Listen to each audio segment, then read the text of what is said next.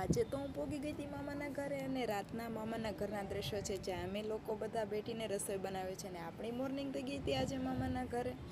તો આજે તમને લોકોને હું મારા મામાના ઘરના દ્રશ્યો દેખાડવાની છું, એટલા માટે મેં આજે આ બ્લોગ બનાવી લીધો છે. તો ગાઈસ, મને બ્લોગ બનાવતા બહુ આવડતું તો નથી, પણ હું જેવું તેવું શીખું છું. અને આ છે મારા મામાના ઘરના અદ્ભુત મસ્ત દ્રશ્યો. મારું મામાનું ઘર નવા બંદરમાં આવેલું છે, જ્યાં બધું મીઠું પાકે છે અને કાચો માલ જે બહાર જાય છે.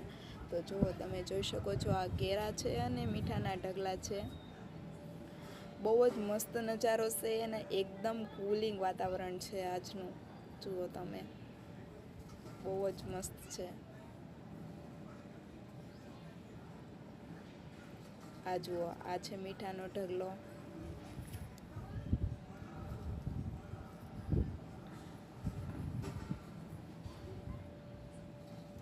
છે ને એકદમ મસ્ત કેરા જોઈ શકો છો. અને આ છે મારા મામાની છોકરી. જો છે ને બાકી ક્યુટ. તમને લોકોને જરાક ખબર હોય તો કોમેન્ટ કરીને કહી દેજો કે ભાવનગરમાં મીઠું કઈ કઈ જગ્યાએ પાકે છે. મને તો નથી ખબર. મને એ ખબર છે કે મારા મામાના ઘરે પાકે છે, એટલે આપણે અહીંયા બ્લોગ બનાવવા પોગી ગયા છીએ. અને આ જુઓ, આ બધા કેરા છે જેમાં મીઠું પાકે છે. અને આ દ્રશ્યો જોઈને આપણે વિડીયો બનાવી અને એને ફોટા પાડીને એવું તો બને જ નહીં. હવે ટાટા બાય બાય કરીને મામાને આપણે જવાનું હતું ઘરે.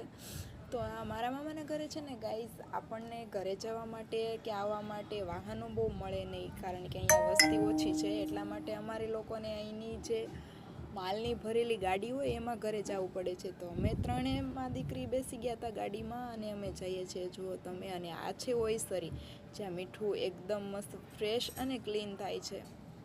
ક્લીન થઈને એ કાચો માલ બધો બહાર પોગાડવામાં આવે છે. જુઓ તમે, છે ને બાકી મસ્ત. અને મારા મામાના ઘરે દર સિઝને બહારના પક્ષીઓ અહીંયા આવે છે સિઝનની મજા લેવા માટે. તો આ નજારો જોવાનું ભૂલશો નહીં. અને જે કોઈને પણ આ લોકેશન જોયેલું હોય તે જરાક કોમેન્ટ કરીને મને જણાવી દેજો કઈ જગ્યાનું છે. અને લાઇક, શેર અને ફોલો કરતા જજો અને યુટ્યુબમાં સબસ્ક્રાઈબ પણ કરી દેજો. Thank you.